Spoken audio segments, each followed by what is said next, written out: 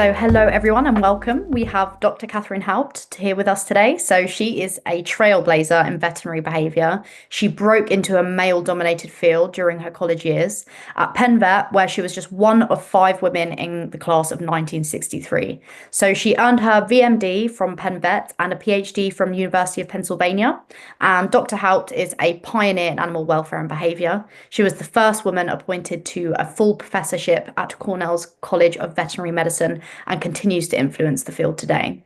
So Dr. Houpt has shaped the discipline through her textbooks, research, and worldwide lectures. Beyond her career, she supports future veterinary students through scholarships and reflecting her commitment to give others the opportunities that shaped her own path. So thank you so much for joining me, Katherine. I'm really looking forward to this chat today. Thank you very much. It's a pleasure to speak to this group, even though very remotely. Okay, so I was asked to talk about feeding behavior, drinking, salt intake, and the microbiome. I did write a chapter for Wendy Kosh's book. I would warn you that when she asks you to write a chapter, she will make sure that you get every last reference on every weed that a horse in Nevada eats. It was the real moral of the story is don't be the first one to hand in your chapter, because that gives the editor lots of time to think of other things you should say. But anyway, it was an honor, and the book has been well received. So let's see what we know so far. Oh, yes, about me. Here I am riding in Tokyo, actually, at age 10, and here I am riding at age 86. I very sensibly ride Arabians. You can tell by the whites of his eyes that he's no problem at all. This is a fairly grisly picture. I hope you haven't had dinner recently, but this shows a dog with esophageal fistula. That means he swallows the food and it just falls out, so it doesn't get to his stomach. And this is what Pavlov and lots of other 19th century physiologists used to study controls of food intake. In horses, well, in dogs, they just keep eating because the food is not reaching their stomach, and they eat and eat and eat. There has been one experiment done on horses by Dr. Sally Ralston, and what she found was that horses eat a set amount. They don't just keep eating and eating. So they are doing esophageal metering, how many swallows they've had, rather than how full their stomach is, which is interesting. So ponies with esophageal fistula stop eating after the usual meal swallowed, whereas dogs and rats would just keep eating and eating. And there is the reference, old now, but golden. So I was interested in what would happen if you just let a pony eat. How often would the animal eat? As you can see, going from 8 in the morning until 8 the next morning, that they ate a lot. That is many frequent meals, including a big meal at 1 o'clock in the afternoon. They spent almost the whole hour eating. But almost every hour of the day they are eating. So this is actually a pony on grain, and he would eat every hour, obviously not counting calories. By some miracle, this horse neither colicked nor got laminitis on a straight grain diet. So we wanted to know whether they actually could count calories. So we gave them straight grain, and then we diluted it. So what can you dilute it with? If you dilute it with cellulose, horses can actually digest cellulose. So we had to use sawdust, essentially, to dilute it. And if you diluted it this much, the horses could compensate. They still ate their, whatever it was, 18,000 calories.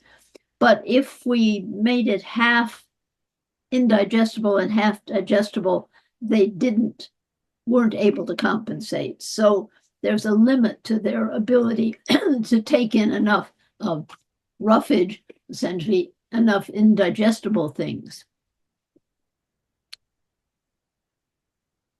So this is just showing you how many kilograms a day they ate. When it was just the straight grain, it was 3 kilocalories, and then it was up to about 7 when it was 2.5 kilocalories, and when it was only 1.65, they were eating almost 8 kilograms, which for a Shetland type pony is a lot. So what about taste? Well, some horses are neophobic. That means they don't like new things. So don't be surprised.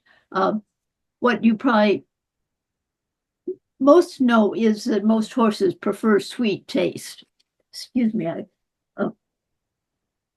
did we lose it? So people have tried lots of different flavors because it's often desirable to increase a horse's appetite, especially if you expect him to be in an endurance ride or even racing. So these are the flavors they seem to prefer. I don't even know what fenugreek tastes like.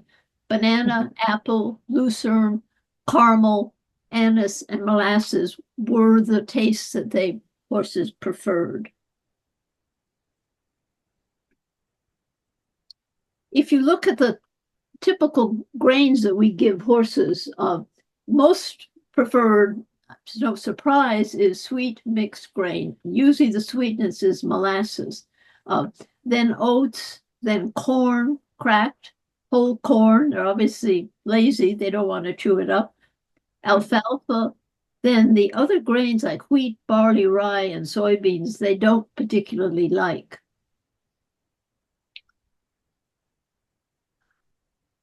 So here, horses just happen to be my Icelandic pony and my now sadly gone Arabian mare.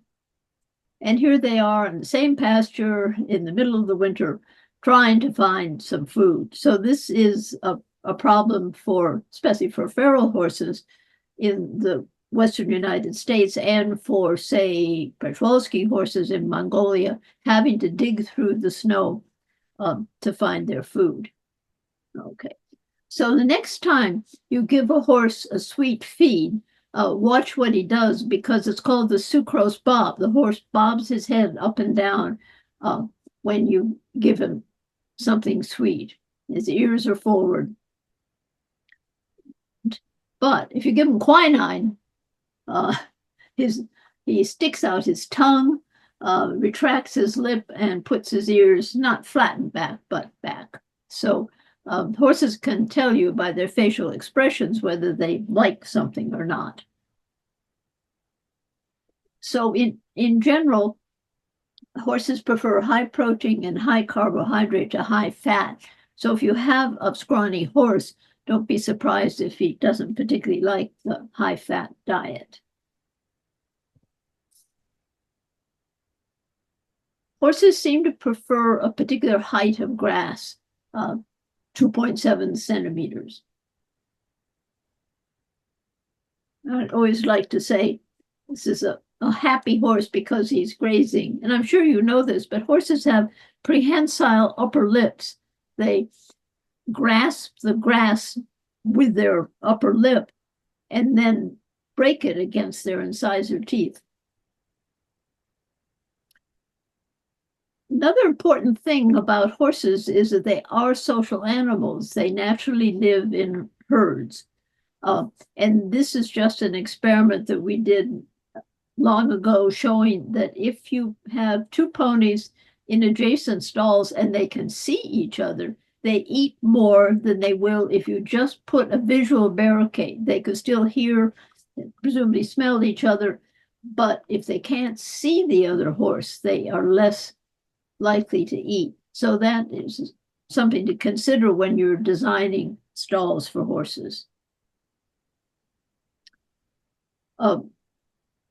So this shows that if they can see each other, they spend 80% of their time eating. When they can't, I mean, it's not a tremendous decline, but they're in the 70s. And when they're not eating, they're just standing around most of the time.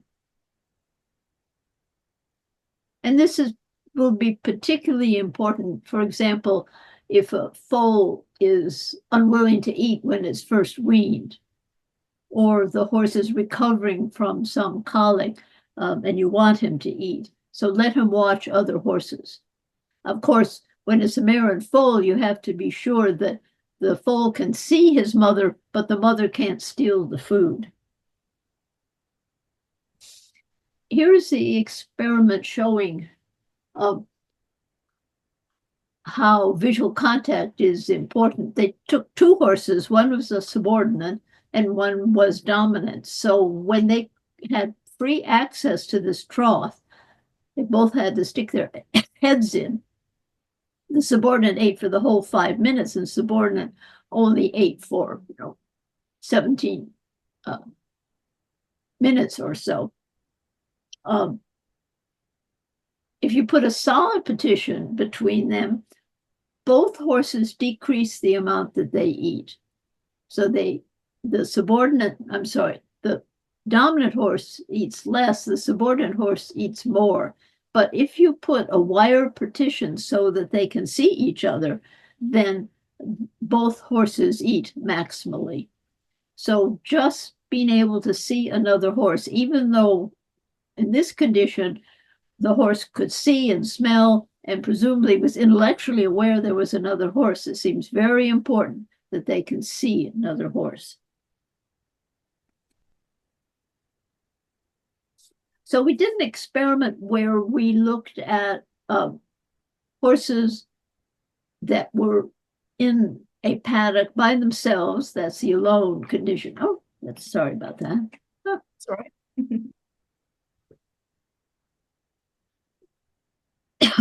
Where we had a horse in a paddock by itself, but on the other side of the fence was a pair of horses, so they could see each other. And if you look, you see that if the horses are together, they spend a lot of time eating. That's the green. If they are separated by the fence but can still see each other, they eat about the same amount.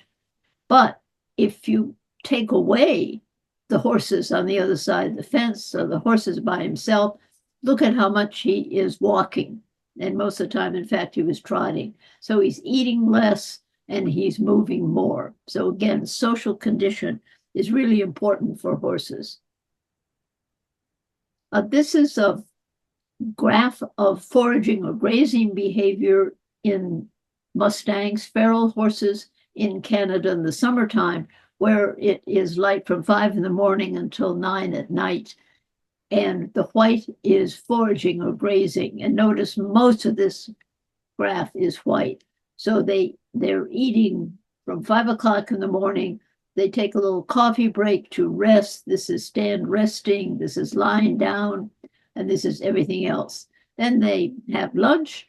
Then they take another little nap. And then they eat until the sun goes down. So horses, given the opportunity, will spend most of the daylight hours eating. So why do horses spend so much time eating and therefore so little time sleeping? It's probably because they're GI tract and because of predators. So horses in this country, in the West, predators are a big problem. Mountain lions eat a lot of foals in particular. So here is the difference between a horse and a cow, both grazing. But if you look at how much time the cow is lying down, notice that it takes quite a few long naps. This is from midnight one day till midnight the next. So the cattle and the sheep are spending a lot of time lying down, and the horses are standing up. most of the time, very little lying, because they have to keep eating.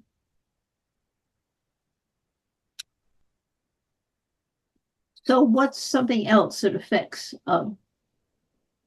feeding? And that is drugs. Acepromazine, which is a tranquilizer we used to use a lot of, that tends to increase feeding. And so does Valium or diazepam. So sedatives tend to increase feeding. So that's something that you can make use of. Diazepam in particular would probably be something safe to use to stimulate appetite. So how does this all begin? If you have mares and foals on pasture, these are Welsh ponies, and the mothers are spending 70 to 80% of their time eating. On the x-axis is the age of the foals. So in 1 month, they're only spending about 15% of their time. But the older they get, of course, the more they are eating. The less they're depending on the mother's milk, and the more they are eating.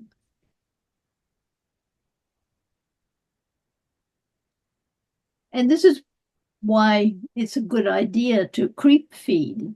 I don't know if you can tell, but there's a bar there that is high enough that the foal can get in, but the mare cannot. And so you can have food for him on the inside, and she can't get to it. But to encourage him to eat, you probably should be feeding them both at the same time.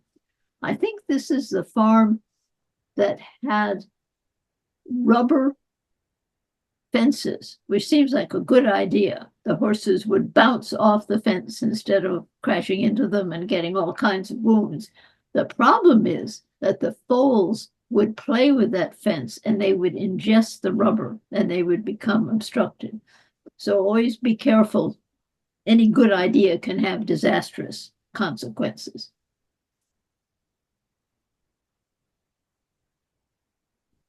Okay, so a few years ago, I got interested in salt. And the first thing I learned was that horses vary considerably. If you look at these, what, 1, 2, 3, 4, 5, 6, 7, 8 horses, one of them would go to the salt lick more than once a day. But a lot of them only went every other day or even less. So don't be surprised at that, that they vary. So what we wanted to see was, what do people give to their, whether you can see that or not. Yeah, I can see the pie chart. Okay, so first we asked people what they gave the salt, what kind of salt they gave their horses. So the big ones were just plain white salt, and then mineralized salt. Do you feed that in the UK? Yes, we do. It's not as common as Himalayan though. Well, Himalaya is very popular. I think mostly because it's pretty and pink. Yeah. So we were very interested in what the horses thought about that. But you can get all kinds of other flavors. This is selenium, and where I live, it's a vitamin E selenium deficient area, and you have to have a supplement. And even with a supplement, some horses who were deprived of vitamin E as foals never get enough. So this is what we found. We did two salt blocks, and saw which one the horse licked. So what we found was they didn't care much difference. There's no significant difference between the amount of plain salt and selenium, or between the mineral and selenium, or between the mineral and the Himalayan, or between the plain and the mineral. But they didn't like the Himalayan. They preferred the non-flavor to the Himalayan. So save your money. There is no difference. It's all sodium chloride. It's just a pretty pink color. So no discussion of feeding in horses would be complete without talking about cribbing. So here's a horse cribbing. He's grasping the board. Now, most horses would grasp with their upper teeth, but he was about 30. He had no more upper teeth as a result of cribbing. But he didn't live to 30, so.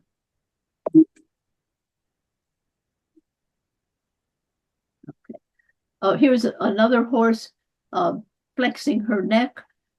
She was interesting in that she would only crib on metal, and we had covered everything with plastic to avoid her wearing her teeth out, but she did not want to crib on that. So this is an old cow stall, so it has a stanchion, and she's using the stanchion, but a very, from my point of view, good cribbing horse. So that made me look and see what horses will crib on, giving a choice, because most people say wood, and a few horses, like Mouse, preferred wood. And she also, goodness, why is it running away? And she would also eat the wood. So wood chewing and cribbing are two different things. Wood chewing is when they actually ingest it and your fences and your barn gradually disappear. But many of the horses preferred metal, like Honey, Lucy, the one you saw flexes her neck, and Chad, all preferred the metal. And then there was one horse who would only crib on plastic, and this particular horse didn't care. So there are individual preferences on what a horse likes to crib on. And we can talk much more about cribbing. I spent 5 years of my life and still don't know why they do it, but so here are feral horses drinking water. And here's a sort of complicated chart of what's going on. So horses drink because they're thirsty, and they're thirsty because the osmotic pressure of their blood goes up. That means the number of particles per milliliter of water goes up, and that will make them drink. If their blood pressure goes down, that will make them drink.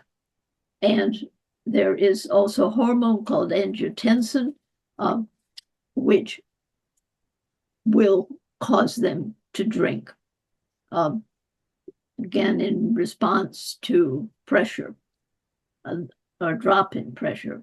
So the messages go to the brain, at the hypothalamus of the brain, and the output is thirst, and sometimes antidiuretic hormone is released, which keeps the animal from losing more water. This link between sodium and blood pressure and angiotensin may be very important, because I just learned this. There's someone at Cornell has found that there is a gene in horses which predicts arrhythmias on the racetrack. You know, we've had lots of scandals in American racing because horses were breaking their legs. So now they do a lot of radiographs, and if you see those microfractures, you can disqualify the horse so that it doesn't break its leg. So that leaves another malady, which is arrhythmias, which are relatively common. And if they have this particular gene, they are more likely to have a fatal arrhythmia while they're racing. Whether we'll get to the point where we test the horses and say, no, you cannot race because you're genetically predisposed. I mean, this has been very bad publicity for racing, but it has led to major improvements in the safety of the horses, and of course the jockeys who are sitting on them. So this is a horse cribbing, and what he is doing is bringing air both into his lungs and into his esophagus. This is a radiograph actually from England, back when Paul McGreevy was living in England, where the whole esophagus is filled with air. They don't swallow the air, but they aspirate air, don't swallow it, but the next bit of food pushes this air into the rest of the GI tract. So the horse grasps the horizontal surface, he arches his neck, and he aspirates air, but doesn't swallow it unless he's eating at the same time. But usually they are eating. This just shows you when horses crib. So the horse is cribbing along, you give him some hay, and he stops cribbing because he's eating the hay. The bottom half, he is cribbing along, you give him grain, and he cribs much more. So in general, horses crib right after they've ingested grain in particular, sweet things in particular. And this just shows you how much time they spend cribbing. So they crib, this is one horse, but she is cribbed every hour of the day. During the day, when they're cleaning the stable and she's being turned out and so on, she doesn't crib as much. But early in the morning and in the evening, she spends most of her time, or a great deal of her time, cribbing. Who does it? Thoroughbreds do it. Dressage horses and eventing horses who are likely to be thoroughbred or thoroughbred crosses. We did a survey in the States and found that 4.5% of horses crib. Of those, 13% thoroughbreds, 7% warm bloods, and 5% are native quarter horses. That is probably influenced by the fact that some quarter horses, who are known as appendix quarter horses, are actually thoroughbred crosses. This was done to improve their speed, but we don't know which of this 5% included the thoroughbred crosses. So thoroughbreds seem to be the ones who suffer from this. But, because I'm supposed to talk about the microbiome, there is a relatively recent paper by this young woman, Arias Esquivel, and her major professor is Carissa Wickens, and they found that the microbiome of cribbers differs from that of non-cribbers. Now, I'm just waiting for the day when somebody starts to treat cribbing with a fecal infusion. If I'd be happy to do that if it solved the problem. And just so you know, this is a microbiome, which is all of the bacteria, the fungi, and the viruses are what make up the microbiome.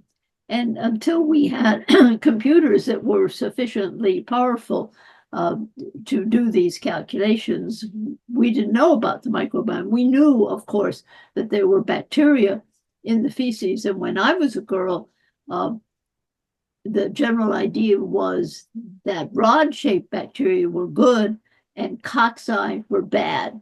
And it's only been, in the past decade that we have discovered the microbiome and what it means. But it does mean that these animals have a different microbiome. Is it causative or is it just a result of the animal's cribbing? We don't know that. So, a good research project. Why is cribbing so bad? And the reason it's so bad is that the intra-abdominal pressure increases with cribbing. So if you look at the abdominal pressure, it's about minus 10 millimeters of mercury. Then you let the horse crib and it goes up and up. And why does it go up? Because it's swallowed or aspirated all that air. And so it's actually bigger around. And that leads to colic. The main colic is called epicloic foramen entrapment, And what this is the foramen. I had to look it up in my anatomy book. It's a small opening, but when the gut is filled with air, the loops of the intestine can sort of float around and get caught, and that's what happens. And this actually is one of my research horses, a very nice horse. Half of my research horses died of colic. I didn't believe that cribbing was anything but a nuisance to people until I started doing this. And now I know it can be fatal. Well, and a very painful way to go. So that was all I had, formally, and I'm happy to answer questions or. Yeah, amazing. No, that's fantastic. Thank you so much, Catherine. That was really insightful, and it was nice to be able to look into those things further, especially it might be a little bit biased with what I brought up because there was so many points that you made that, again, I would highly recommend anyone listening to have a read of the chapter because, I mean, every sentence could have an entire postdoc research behind every point you made. So yeah, it might be a bit biased with what I picked out, but I just found that the things I've picked out I found quite interesting. But one thing that I am quite interested in is how diet can actually shift not just the microbiome, but also behavior. So like increased reactivity or vigilance, and also the link between certain bacterial groups and behaviors like aggression or aggressive behavior rather, and with withdrawn states that stood out to me. So how confident are we right now that these changes in the microbiome are actually causing shifts in behavior rather than possibly just correlating with them? And I know you mentioned a few studies in your chapter, maybe some evidence that would help clarify kind of this relationship. Well, I don't think anyone, I mean, there are several behaviors. I mean, cribbing in horses, they have a different microbiome. But whether that's why they crib or the microbiome is different because they are introducing all of this air and stuff. In small animals, they have found that the microbiome is different in aggressive dogs. Nobody has done the microbiome of horses with different personalities, the aggressive horse, the shy horse, the horse that has separation anxiety. I think one thing that we all know, but maybe don't pay enough attention to, is if you look at riding stable horses, hacking horses, they're often thin, and there's a reason for that. A thin horse is a well-behaved horse. So often you talk about the horse feeling his oats, and that is true, that they seem to get rid of their excess energy, possibly by running away or bucking or something.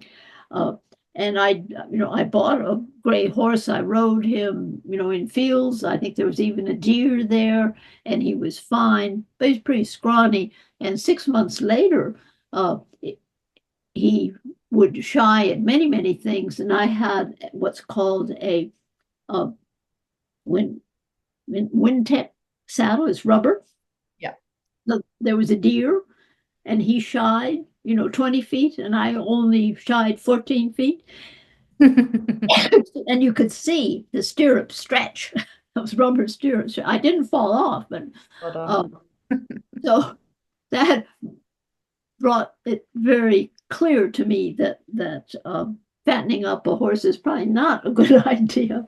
Yeah. But otherwise, I know you wanted me to talk about supplements, and I just wish I had dividends, had stock in supplement companies because people feed Absolutely. so many of them. I've been to stables where each horse had a list of 5 things it was supposed to get, and as far as behavior is concerned, there's almost no research. One of the very popular ones was tryptophan, And Mm. that makes sense because tryptophan is a precursor, excuse me for a minute, is Okay. a precursor for serotonin, the neurotransmitter. Uh, so it seems like it might work, but it didn't.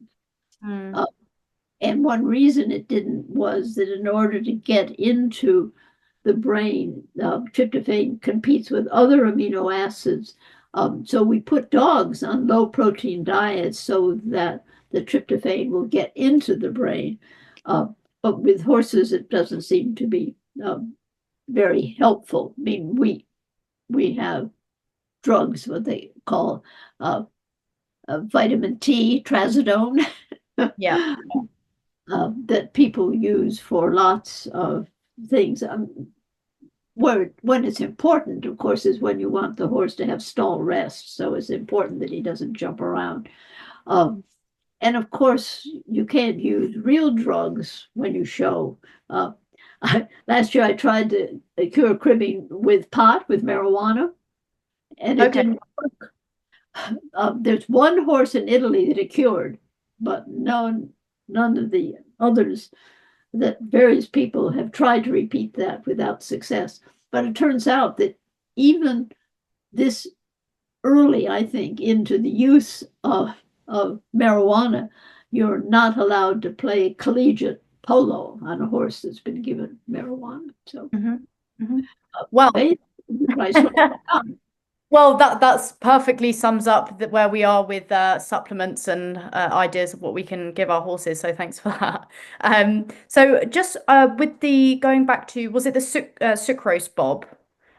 You wanted to know about the sucrose bob, or Yeah, that was quite interesting. I think just in general, kind of your explanation of in your chapter and in your presentation about how sweet taste is such a big driver for horses, and you often see sweet fees kind of used in the horse world. So grain mixes with molasses and other sugary kind of ingredients. But obviously, as you said, there's been evidence in the equine behavior field about how these kind of feeds contribute or do contribute to cribbing or other stereotypic behaviors. oh, So just for that's people who don't know what stereotypies are, repetitive, seemingly purposeless behaviors. So how do sweet feeds in particular influence those behaviors? okay. My hypothesis is that when you eat something sweet, whether you're a horse, a baby, or a rat, you get an opiate release in your brain. Uh, and that opiate release stimulates cribbing. And the reason I say that is if you give an opiate blocker, the horse will not crib. Uh, why don't we use those to treat horses? Well, A, they're expensive. B, no drug company is willing to invest in it because there are only a small number of horses, only 5% of them crib. They would not make a big uh, profit from that. Um, and most of the drugs are injectable. So, the owner would have to inject the horse. Plus the fact that opiates probably would slow down the GI tract and would have not a very good long-term effect. But so I've tried sweet taste blockers to see if I could block cribbing, but that wasn't very successful either. But if you want to show whether a horse is a crib or not, just give them a lump of sugar and they will almost always crib. Um, and even we had a suckling, uh, ear suckling Przewalski horse in the London Zoo, and she only did it after they'd been given carrots. So it was only after she'd have the sweet taste that she would go to her sister and suckle on her ear. Um, so that's, I tried once using molasses. I was sure that that was what was guilty ingredient. I managed to spill molasses all over my car. My husband hardly forgave me for that, but it did not seem to be the culprit. If you want to reduce the rate of cribbing, feed the horse oats. And that's probably why the British Army, that was very against cribbing, fed their horses only oats and hay. And they won some wars that way. So, Yeah, that's really interesting, definitely. And leading on from that as well, you one of the a common theory is about how horses produce more saliva to help reduce stomach acidity. ah, no, So I know, yes. So you mentioned this in your chapter. I just wanted to kind of cover this for our listeners. So especially when they've been given concentrated feeds instead of forage. So again, as you said, your writing points out that saliva isn't actually produced from the main salivary glands during cribbing, or only very minimally from others. So could you just talk a little bit more about that? well, horses only salivate when they chew. I like to point out that if Pavlov had used horses, we would not have psychology because when they That's see very good. food, they don't salivate. Uh, and so, but and all this work was done in Scotland. So they only salivate when they chew from these big mandibular salivary glands. And I knew that the no Brit would ever be able to get a license to do this, but we could do almost anything in the States. So a surgeon put in a catheter into the mandibular salivary gland, and I could collect saliva and saw that if you gave him hay, the saliva would pour out.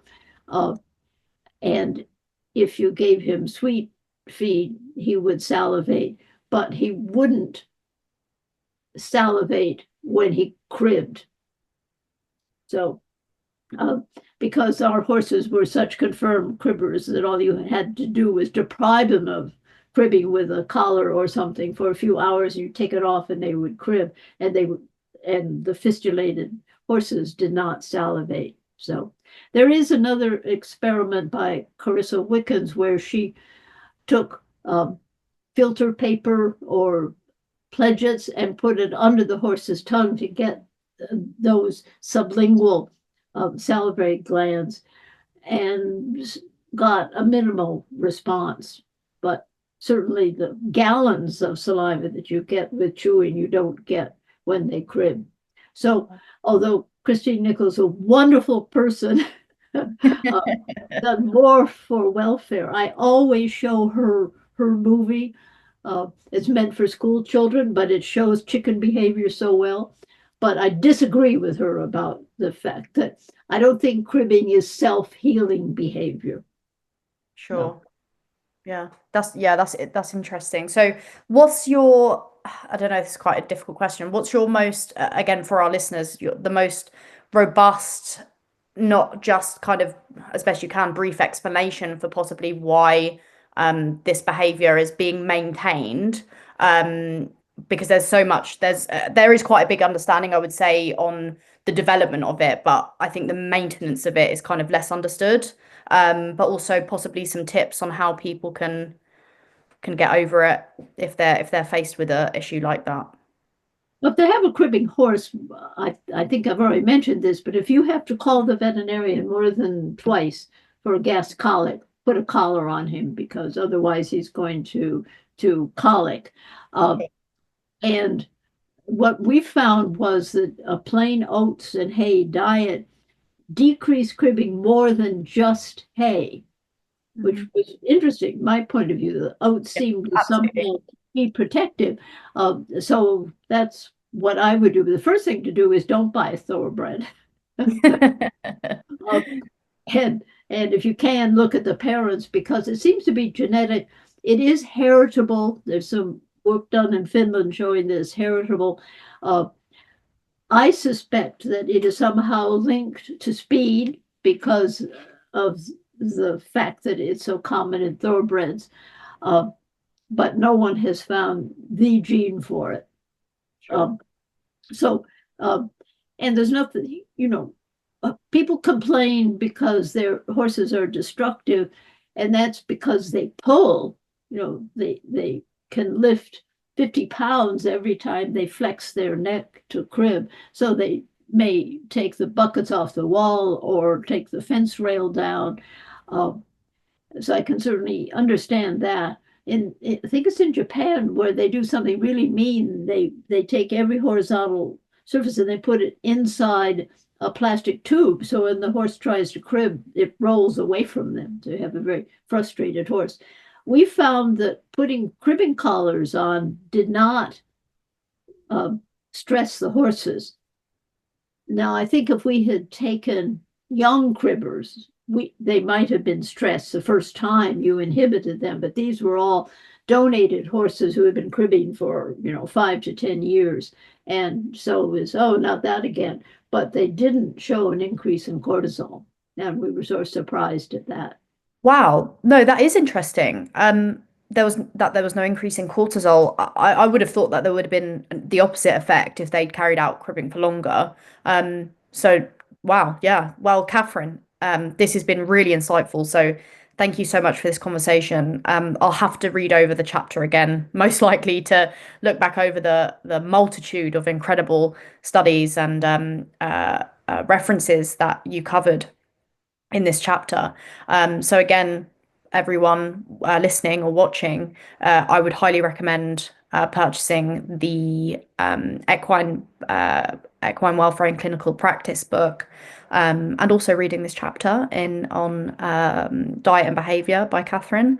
I'm actually starting a PhD in October regarding food motivation in horses and the role it has in obesity, with a focus on behaviour and genetics. So this has really been a nice way to add to my reading. So thank you so much again.